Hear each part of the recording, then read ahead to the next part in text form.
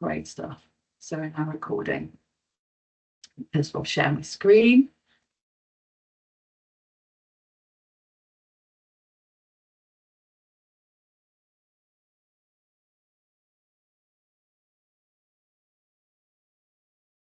Hopefully everybody can see the presentation. I get a thumbs up or that come through for everybody. Great stuff. Thank you. That's useful. Oh, Susie. Oh, hands down. Okay. So hello, and thank you for taking time out to attend this webinar on the Historic English Parklands project. It's great to see so many of you have taken the time out to join the course, so thank you. I'm Louise Brown, and I'm a senior specialist in Natural England. I'd like to just pass you over to Guillermo and Tamsin to introduce themselves. It's certainly worth. Hi, I'm Guillermo. I'm a technical manager in IIC Technology for the last 10 years, and we participate in a wide variety of projects for national mapping organizations, environmental organizations and ministries, and also for councils. And now we are very happy to have started this project with Natural England, and that being part of the overall technical support, developing the methodology together with the stakeholders in Natural England, and a number of tools to ensure all the data is consistent from the geospatial component or perspective. And I'll leave you with Tamsin. Thanks, Guillermo. My name's Tamsin, and I'm the team leader of this project for IIC Technologies. Great, thank you. So just a quick bit of housekeeping. If you could stay on mute until the end of the presentation, that would be great. And we'll have plenty of time for questions at the end. But please do use the chat for questions, and we'll do our best to keep on an eye on that between us.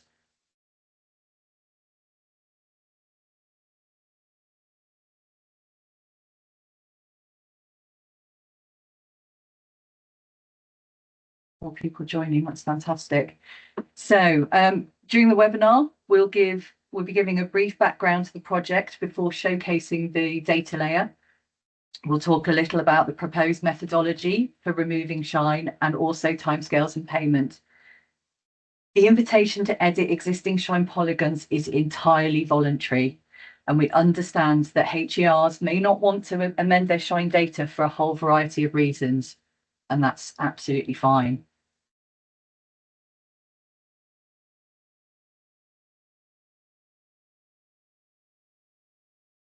There we go. So why now? We are all aware of some of the issues that landscape polygons pose within shine, and this was raised by farmers to DEFRA, who challenged those of us working on new scheme development within Natural England and Historic England to look at ways to address the issue. Working closely with colleagues from Algeo, Historic England and Forestry Commission, we developed a project targeting parklands, looking at creating an opportunity layer that would form part of the Heath process, and also with the aim of being openly available.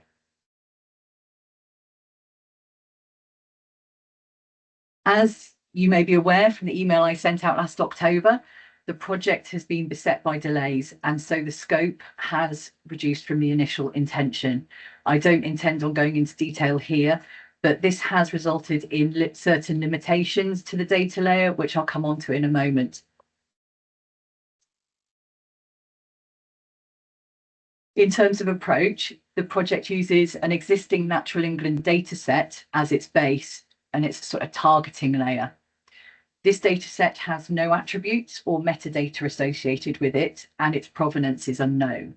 It appears to be largely based on historic mapping, but is inconsistent. This layer has been manually verified and represents a point in time to the second edition OS mapping. 5 HERs kindly agreed to act as pilots, which helped further hone the methodology, and we're really grateful for your time and constructive feedback. It's been really invaluable. So to the limitations. Yes, it is a point-in-time data set verifying an existing data set. It is not enhancing beyond this, and so will not include sites that are on your HERs and excluded from the targeting data set. However, it is anticipated that this will address a significant number of the parklands currently on Shine, and I do appreciate that this may change as new consults come through the system. Also, the parklands do not necessarily include all components of the associated designed landscape. This decision has been made to ensure consistency in the dataset. It highlights the presence of a parkland, and through the HEFA, we will be appointing applicants and advisors to look at the wider designed landscape and seek advice. It is also a practical decision, as you can imagine, facilitating the production of the layer in the shortened timescale.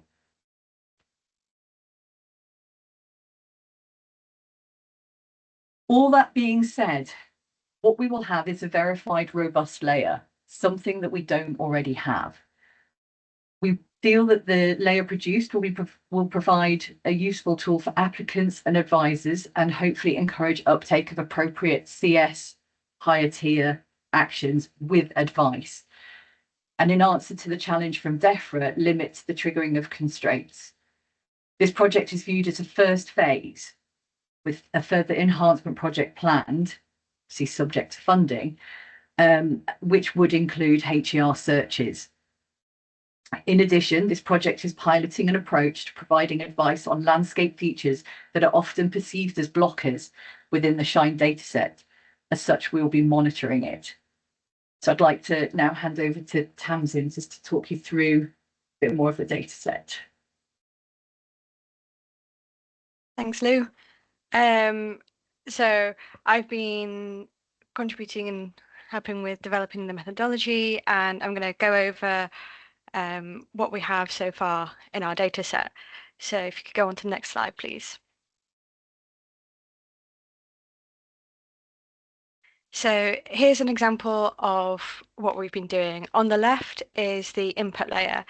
This is the this unverified natural England historic parkland layer that has no attribution, and as you can see, it sort of covers this area of historic parkland, but it doesn't really show the full extent. So on the right, or in the middle in red, we have our revised parkland layer, which we've been creating. So this follows the extents of the parkland, and as a note on our methodology, we've been including the shelter belt, but not the woodland. So the woodland down to the south has not been included. And we've been matching that up to the real life aerial imagery. So we've been using that to get the most spatially accurate boundaries as possible. Can I have the next slide, please?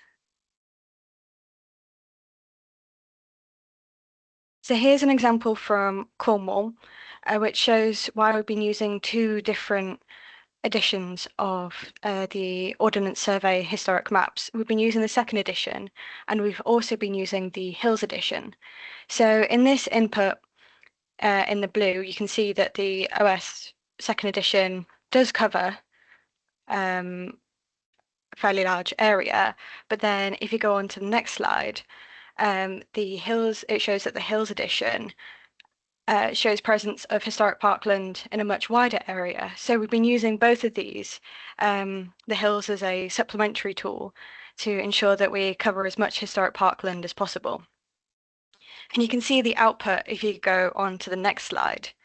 In red is our output product, and this includes all of the historic parkland that is shown at the time. And on the next slide, you can see how this is matched up to the shape shown in the second edition, as the second edition is more spatially accurate.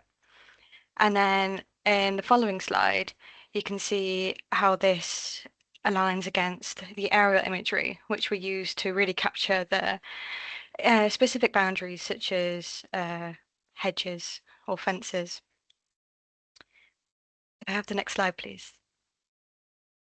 So this is the aerial imagery output. So combining all of these together, has created a fairly robust polygon. So the next example is Highclere Park, which is an example where we've been using RPGs. So I just want to reiterate that we have not done anything to the RPG layer, the Historic England Register Parks and Gardens layer itself. That remains unmodified. We have copied these polygons into our new dataset, and we have found areas where the RPG layer does not cover historic parkland shown in these maps. This is usually due to development. So what we've done is created an additional polygon, which we've snapped the geometry to ensure that they're all spatially compatible. And we've added these on as an extra. So I've gone to the next example on the next slide. This is Heckfield in Hampshire, which shows a bit more the variation that we had in the input layer. This is the original historic parkland layer with no attributes. So there's the heath included, there's bits of woodland, and there's actually 3 separate parklands included in this. There's Stratfield Park to the west, there's Heckfield House to the south, and Heckfield Place to the east. And then on the next slide, you can see that they are covered to different extents by this RPG layer. So Stratfield Park is entirely covered by the RPG, whereas Heckfield Place is only partly covered, while the historic parkland extents are only partly covered. So on the next slide, you can see our treatment of these. So in Stratfield Place, this is entirely covered by the RPG, so it's unmodified. And the RPGs are included as part of our final data set, and we've managed this by having a separate attribute of whether or not each polygon is sourced from the RPG. And then in the east, Heckfield Place has the RPG, and then we also have added additional polygons to the north and south to cover that area of historic parkland. And then finally, Highford House is not covered by the RPGs. So we've created that polygon entirely. And this also is an example of where we've not included, say, the heath or the wider areas of woodland that were part of this original input layer. So on to the next example of Bockenden Court. This shows a bit more of the finer points of our methodology. So we've included ponds, and it's an example of where we've captured the boundary to the historic stream path rather than current stream path. And our final example is of Bewley Abbey, which shows where mud has thrown us off in parts. So in the bottom left corner, you can see that the symbology of mud is very similar to the stippled layer of grassland that we've been using. But then on the next slide, you can see the aerial imagery, which has helped us also determine where the parkland lies, whether or not it is actually mudland or parkland. And it shows the importance of using all of these different layers as part of our inputs. So now I'm going to hand over to Guillermo for the methodology for editing the Shine dataset.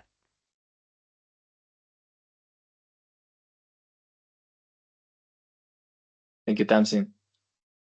As Tamsin was saying, I'm going to cover the methodology for updating the parklands in Shine, and together with the Natural England, we have designed a criteria for updating these parklands so it can happen in a consistent and organized manner.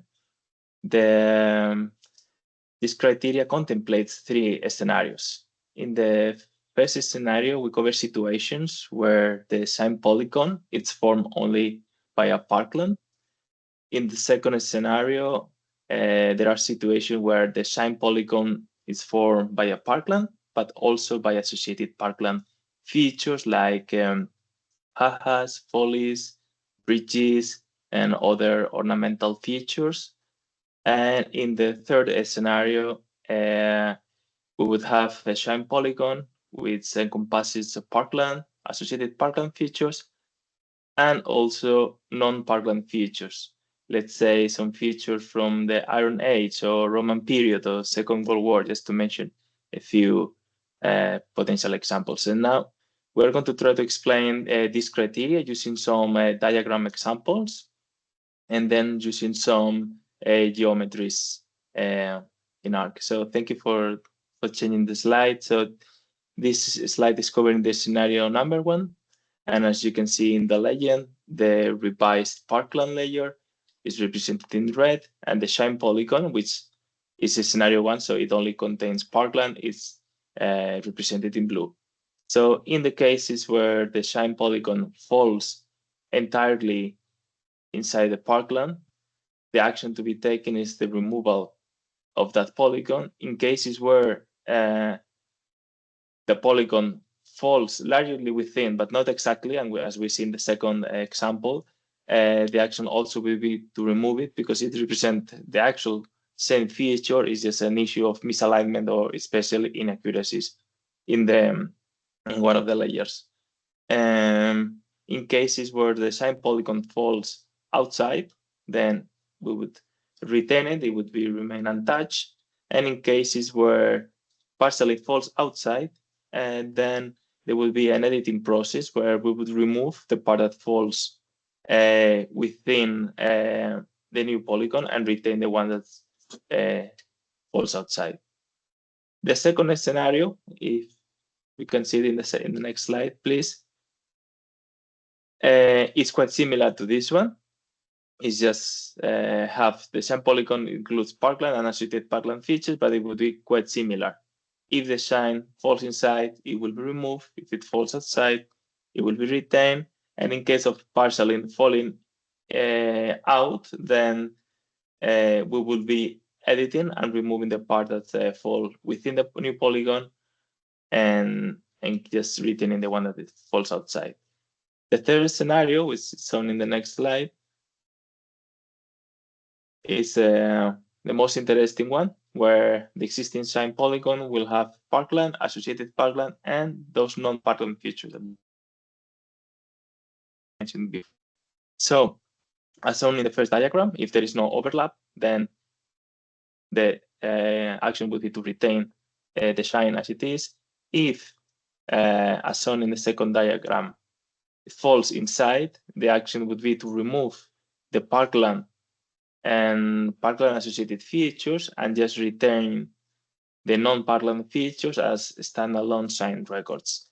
Something similar would happen in the third example, where if there is a partial overlap, what they would have to do is to retain the non-parkland and then edit the parkland ones. So we just keep the parkland that fall outside of the revised parkland feature. So let's see this criteria with some examples in a GIS environment, which would be more similar to the situations that you might find in the real world. This is an example of a parkland as an illustrative purpose, and it was captured with a methodology that Tansim explained before, introducing, in this case, the second edition map and OS aerial photography for better accuracy. And in the following slides, I will show you a number of mock examples representing shine polygons in blue. Can we move to the next one, please? So in this example, we have a shine polygon that it's a parkland only and falls entirely within the new parkland polygon. In that case, the output would be the removal of that polygon. If we move to the next slide, please, we'll see another hypothetical case where the shine polygon falls largely, not exactly entirely within, but largely within the new parkland polygon. And due to this difference are due to spatial inaccuracies, then the action bit is removal. In the next slide, please, we see another example where the existing sign falls outside. In that case, the action is to return it as it's being shown on the right image in yellow. This is how the update sign dataset would look like. Can we go to the next slide, please? This one is representing these cases where the same polygon partially falls outside of the new parkland polygon, and in this case, we will remove the part that falls inside the new polygon, but we will retain, as it's shown in yellow, the area that falls outside. In the next slide, we have the most and the last example and the most interesting one, because it's very much related to what Luis was mentioning at the beginning about unintended blockers. So we have a situation where we have our revised historic parkland in red. We have an existing sign in blue, but that sign is formed by parkland and also non-parkland features. And for the non-parkland features, we have an idea of their location. So we know that on the northeast of the sign, there is an Iron Age settlement. And in the southeast, there is a Roman villa with a very precious mosaic. So we'll have to edit the sign in order to retain those non-parkland features. So as represented with the number 1 and 2 new standalone shine polygons, and optionally a third polygon representing the parkland area that is not overlapping with the revised dataset. These examples, which you can then review more carefully later, in general cover all the many scenarios that you might encounter updating shine polygons. And if any exceptional cases are found, we'll be glad to provide guidance and document it, so we have a consistent and solid process across the entire territory. And also, I also like to mention that we would be glad to offer GIS technical assistance, those who need support for editing the polygons in a GIS environment. We would be happy to provide instructions, video tutorials on how to do that if it's needed. And if we go to the next slide, please, we will see our current timeline for the completion of this historic parkland. So we are still working on the creation of this new data set. So far, we have completed a number of regions as shown in the table. Therefore, if any heirs belonging to those regions that would be interested in updating their sign, they could start doing so from now. And the ones from Northeast and Yorkshire, Northwest and Southwest, we need to wait just a couple of weeks until we manage to complete the entire data capture. And furthermore, in the next slide, I'm showing a map that we have published on ArcGIS Online and can be accessed by all of you. You can share the link on the chat too. And this map is showing our progress in real time, so it can give you an overall idea of how close we are for completing, and therefore it would be available the data for you to carry on with the updates. And in any way, we are committed to the dates presented in the table before. And now I would like to leave the floor to Luis again to cover the payments. And before that, just remember, we have this one more slide.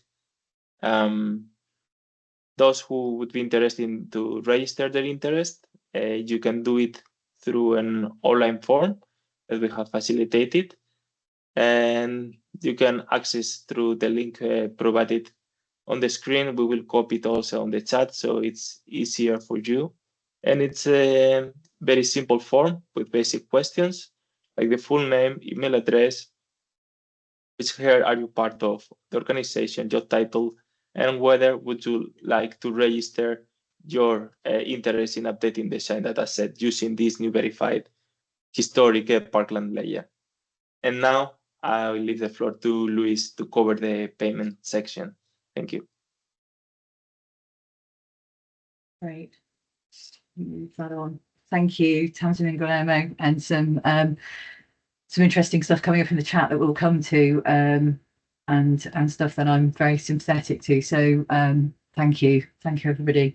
As already outlined, this is about revising existing Shine polygons. So this isn't about an enhancement, because I know that on your HERs you will have more, which would cover sort of some of these deer parks and things that you're talking about in the chat. This is about the existing Shine polygons, and as I keep saying, participation in this is entirely up to you. And this covers over something that that Ruth put in the chat, that we are not doing this. This is we would not edit your Shine data. We have some budget to be able to pay for these revisions. And we've gone with a payment band system. Now, I appreciate there are pros and cons to whatever system we went with. For now, this is what we've gone with. To understand the number of polygons that require revision, we looked at the existing Shine polygons that intersected with that existing Natural England Historic Parkland layer, that targeting data set, and then filtered them with park attributes. Each Shine record was viewed, removing those that were non-parkland features. So if it said, even features that said Park Pale, we're retaining those. It's those features that said, I don't know, Farnhill Park. Those are what we were looking for, or Farnhill Park and World War II remains, and so that was what we were looking for. So this gives us the figure of 788 existing Shine polygons across 53 HERs.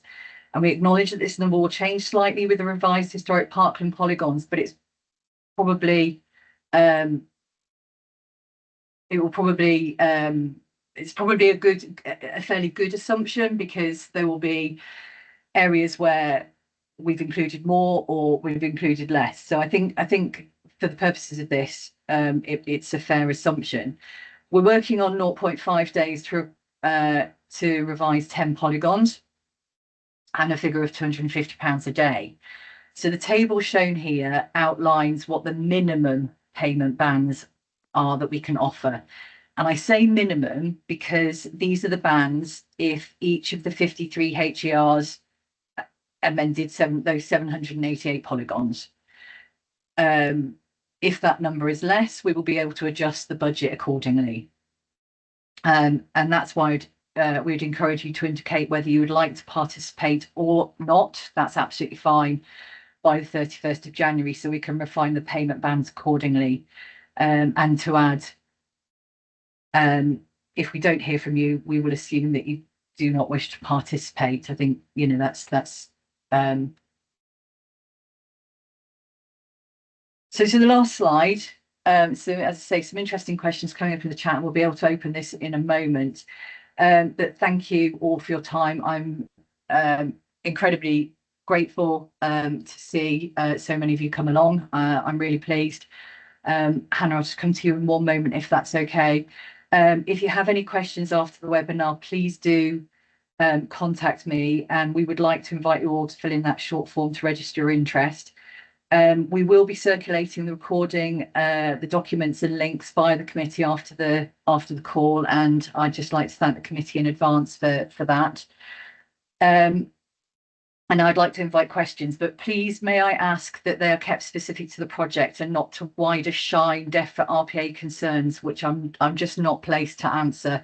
I appreciate that there are things that have already been raised in the chat, but I'm sympathetic, but I'm unable to kind of give you any answers. So I will stop sharing there.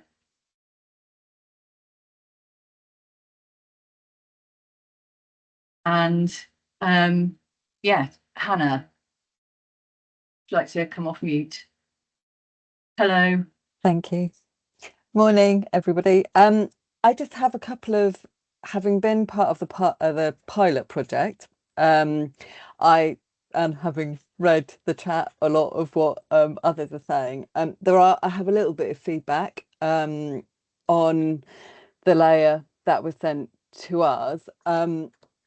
I'm going to apologise, Louise, Lomo, Tamsin, because it's going to sound terribly negative, and I don't mean it to sound terribly negative, because that's what you asked us to do in terms of the pilot.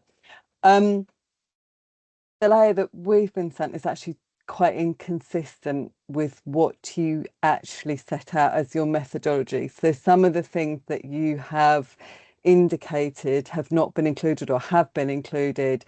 That's not what we have ended up with the layer that you have sent to us. Just a few observations. We do have bits of woodland included where you have said that there isn't bits of woodland. We now in some cases, obviously, that's because we've got RPGs that are actually woodland RPGs, and that's fine, that's no problem.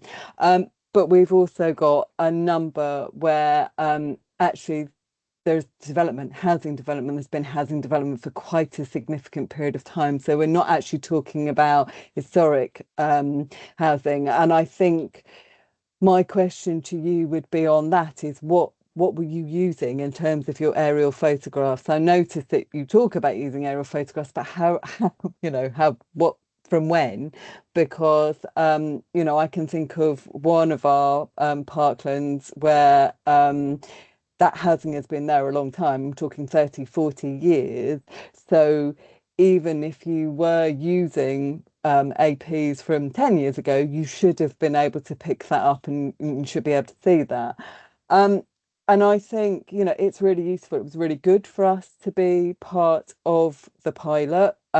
We chose to do it for other people here, colleagues here. We chose to do it because we've been doing a lot of work for our local plan, which has basically knocked out an awful lot of our shine data set. So we, as and when, are trying to amend some of the shine information. But as it stands at the moment, we definitely do still want to be part of this. I do have a bit of a problem with what we have been sent, and looking at what people are saying in the chat, Jan, yep, your payment rate, things like that. I had one of my officers, do a very rapid review of what you sent us. For others here, we're doing Central Beds and Luton. We are a very small authority. We do have a large number of registered parks and gardens, and we do actually have quite a large number of historic parklands for the area. But realistically speaking, we are probably talking at less than 100, if that helps with anybody. Because of the inconsistencies in the layer that we were sent, it took my colleague a day to work out where the inconsistencies were with the information that you were saying, which of our areas had shine, which we hadn't shined, why we hadn't shined them, and all of that sort of stuff. We've just run as well to try and capture where we have parklands identified just as parklands. We've just run a capture on that. We've only got 37 of those as HCR records, and obviously some of those do intersect with the shine and the RPGs. I think what I'm saying, Louise, and that's why I say, is that based on the initial data that we were sent, the feedback I think that we would like to give to you is that actually some of your methodology for how you've done this based on the Central Beds and the Luton data is we've actually got quite a lot of questions as to why certain things were there or hadn't been admitted or so on and so forth. And I think my overriding concern, which is very much I can see shared in all the chat that I've been squizzing through as we go along, is and this is not negative to you guys, I guess I'm wondering, your original data set, we don't know where it came from, it was very unverified, it's so on and so forth, is what are we trying ultimately to achieve with this data set? What is its purpose? And aren't we slightly in danger of creating, because of the constraints to do with SFI, aren't we in danger of creating yet another data set that we all hand on heart know isn't actually the true reflection of what we as historic environment advisors might actually think of as parkland or designed landscapes? And so that, I'm not going to say any more because I know lots of people have lots of strong feelings on this, but I do think it is, you know, it's important that we hold that back in our mind as well. Thank you, Hannah, and I appreciate all those points, and I'm very grateful for you sharing that actually, and I think that's, we want to be open and honest with each other. So I appreciate that. Just on a couple of the points, and they sort of reflected on some of the things in the chat around the inclusion of woodland isn't because we haven't recognised that it's not there. It's just part of how we were capturing in this timescale. So it's a sort of a I suppose a little bit of a nuance there, which I appreciate isn't perhaps massively satisfactory, but is just I suppose part of the decision we had to make given the timescales. In terms of the development, I think that's a really interesting point, because in terms of shine, they're polygons that are specific to management within scheme. So obviously you recognise where there's development. We made the decision we didn't want to do that because we wanted this data set to be used not just as an opportunity layer within the HEFA process, but also as something that could facilitate other projects. So we're using it as an opportunity to go wide, why the enhancement project, which I would dearly love to get off the ground if we can find funding. We're all looking for funding, I know, and that would answer, I think, all of these questions, because we'd be able to come to you. I noticed somebody said about the Gardens Trust. Absolutely, I recognise there's all these data sources out there, but particularly coming to the HERs to do those searches so that this goes beyond something within the shine arena, the agri-environment scheme. We can capture all of that information. It can go wider. So yeah, I accept all of that, and I think in terms of, if I can just, Susie, before coming to you, just very quickly cover over something I think Ruth put in the chat. I wasn't terribly clear. It is in our frequently asked questions, which I don't know if Tamsin, you can pop that into the chat, please. Is the intention of this layer in terms of the HEFA portal would be a map with free text for management of that. Now, whether the shine data is removed or not, that can still appear in shine. If you don't want to remove or to edit those features in shine, they can still stay there. That is absolutely fine. What we're looking at is an opportunity map that we can start maybe looking to see whether we can actually give some really clear management advice for those parklands. So I hope that helps on that. But thank you, Hannah. Susie, can I come to you?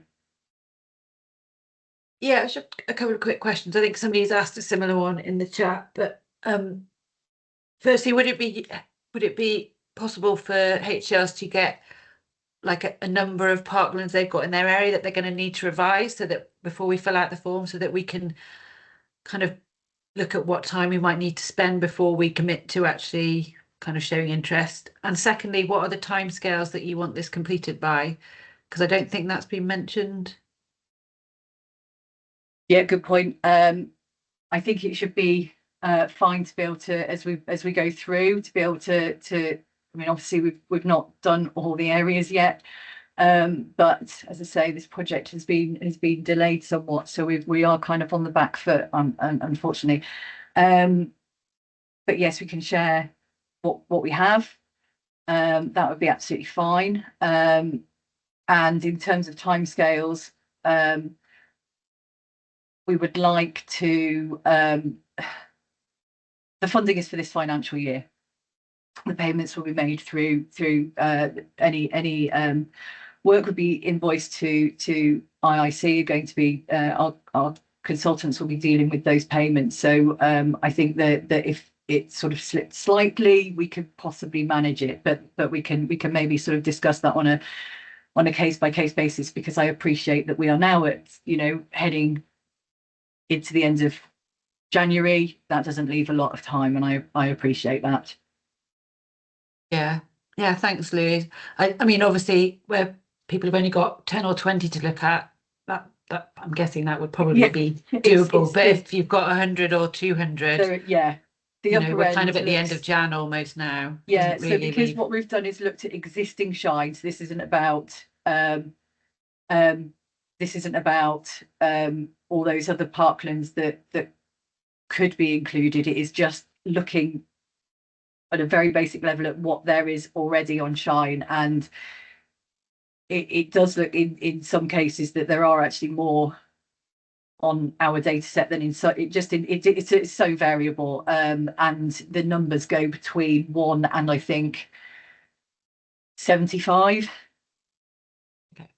So I can appreciate that's why at the upper end of the scale, particularly if they're revisions and not just a straight delete, it would take more time, and I appreciate that. I think given the timescales, I think having the number that you're going to have to deal with within the next sort of 2 months or so, that would be really helpful. I do have that, and I mean I have that as a list, but I didn't want to kind of circulate it to everybody just as that kind of, but I can do that on an individual case by case basis. Somebody just put into the chat about who to contact to get an estimate. That's me. Just drop me an email, please. Thanks, Louise. Ben.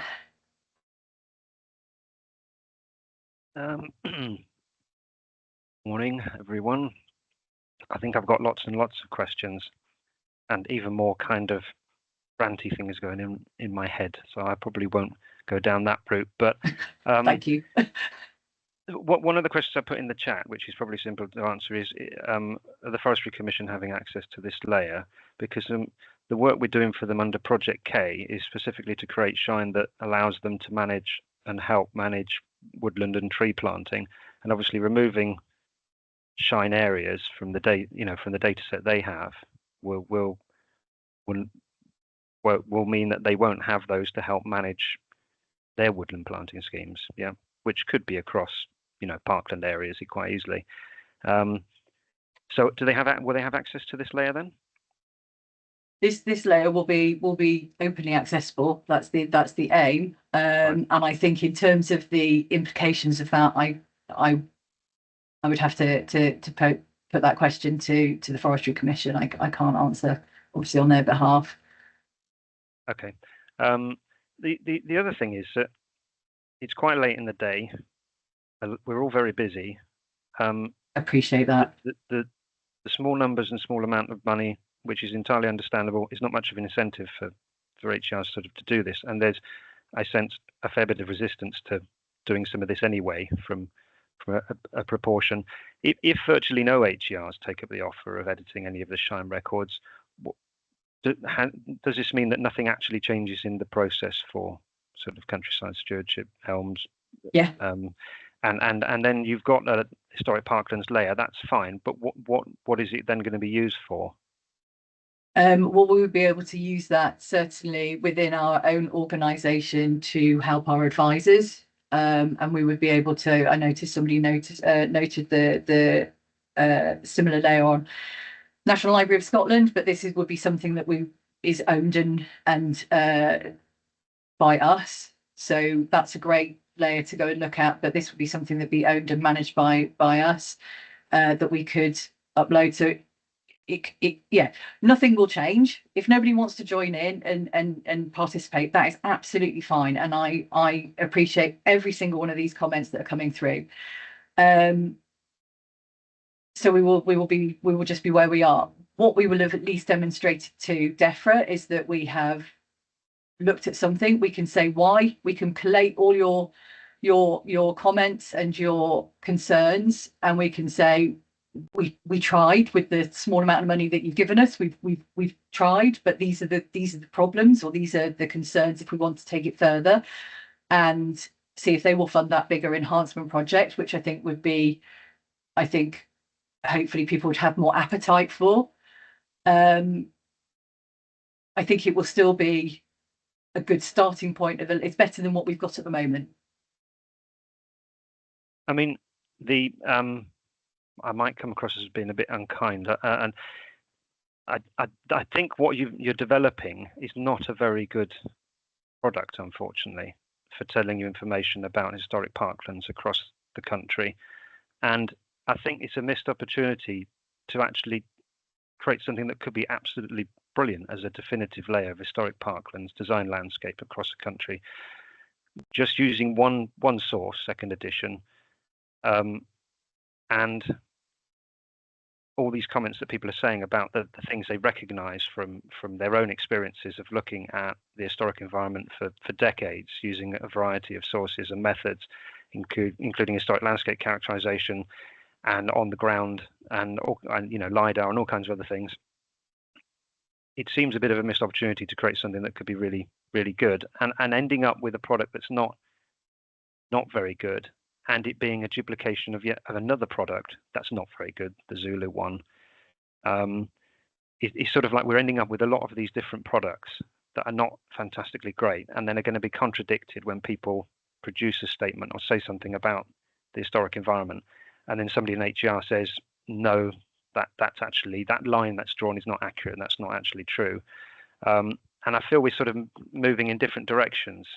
HERs are, going to be statutory, data sets. They are the definitive source where the information is held. If you want to compile things and produce new layers, you need to use their data. You need to use those definitive sources. Otherwise, it's a very poor product. And I don't mean to be unkind about what you're doing, and I understand it's a starting point and everything else. But I think if a case needs to be made, it needs to be made a very strong case back to DEFRA funders, whoever, and say this needs to be 100 times better, because there are so many things wrong with it. There are so many things that are not good. I agree. In terms of those HER searches, they were originally part of the project, but as I say, it's, and I'm not going to go into why we are where we are. And the enhancement project, I would love to get, basically do exactly as you said, Ben, and to include those searches, to do the link in with Gardens Trust, look at the HLC data, the whole gamut, and get that much more all singing or dancing layer that we can all be much happier with. We had a small amount of funding. We need to respond to that DEFRA challenge. This is how we've responded to the DEFRA challenge, given the budget that we had. If after this project that we go back with a challenge back to DEFRA saying that's what we could do in the time with that budget, it's not good enough, and see whether we can, we may not be in that position at the moment. I think we all know, how budgets are, but if we can issue that challenge back to DEFRA, that might be useful, having done this. I think we should do that, and I think we should meet some of us together to try and come up with a good response. And I think we should tie into these other things that are happening, like local nature recovery strategies, which would be a fantastic layer for them to have about historic parklands in so many ways. And I think that's the trick of saying the historic environment is really complicated. It's very complex. You have some fantastic data and people out here who understand it. And what has been done so far is just, you know, skirting around the edges and using very, very simplistic techniques to try and capture a very complex understanding of the landscape. And I think, you know, if they want to get a good understanding of it, and we can do it, we could all do it if we work together and have enough budget to do it, we could achieve that. So I very much like to see, and I completely agree with you there. And just to come back with to something that's on the same note with Peter just said in the chat, we absolutely don't want to keep going on about heritage as blockers. We want to talk about opportunities and co-benefits and integrated management. Absolutely. And I think funding is the key thing. I think taking up the challenge, doing what we've done, coming up with the issues that perhaps is shown, is then, as I say, that's where we need to use this as the platform to get more money and do that bigger, brighter project. You know, as you've just outlined, Ben. I mean, you know, I have that almost like as exactly as you said in a project plan. Okay. Well, you've got your hand up there. Thank you, Ben.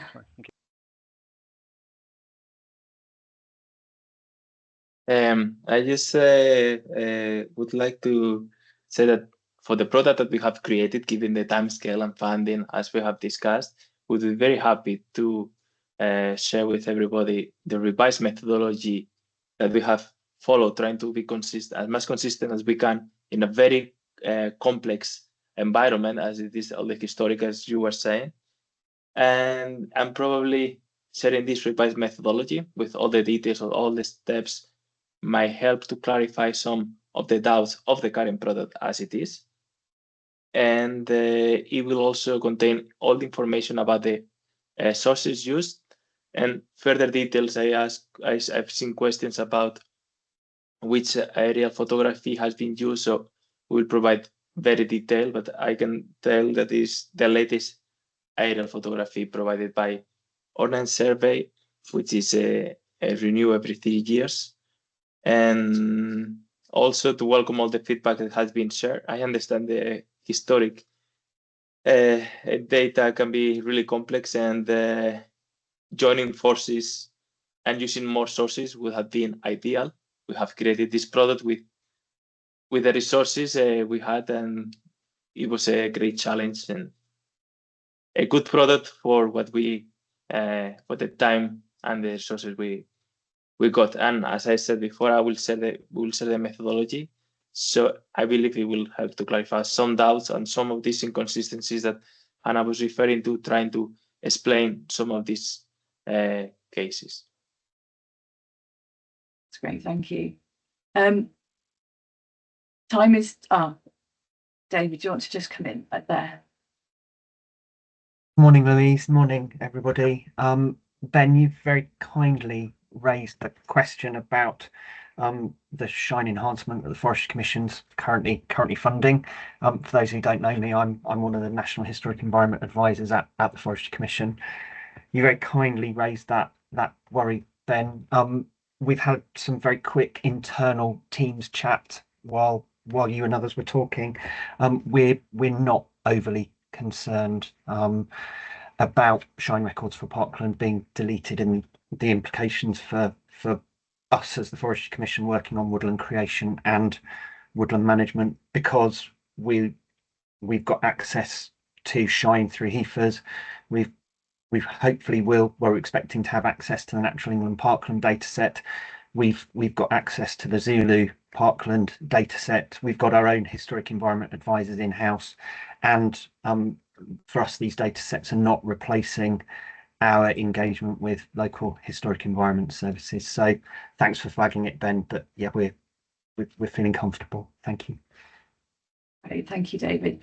I just note that time is passing on, is marching on. What I'd like to suggest is that I think there's a lot of good stuff in the chat that I'd like to take time to look through and provide responses to. And when we send out the recording and we'll send out the documentation, the methodology, and respond to these questions and concerns in an updated frequently asked questions, if that's okay. And so we can just cover over everything, if that's okay, just so that we can make sure that we've captured everything. And I think with just 1 minute to go, if there's no more questions, I'd just like to thank you all again. I'm just hugely grateful for your time. I realise I put this in the diary quite late in the day and gave you a couple of weeks' notice. So just to say thank you all, and we'll send through information.